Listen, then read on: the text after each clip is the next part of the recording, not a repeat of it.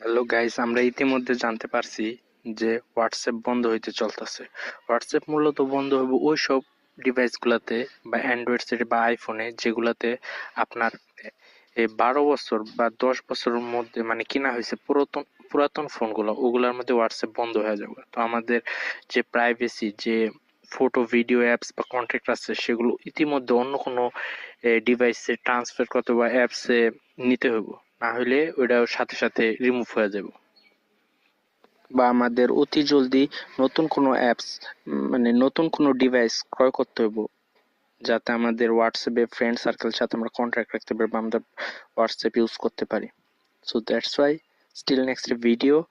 Please যারা যারা দেখছেন ভালো লাগলে লাইক করে দেন।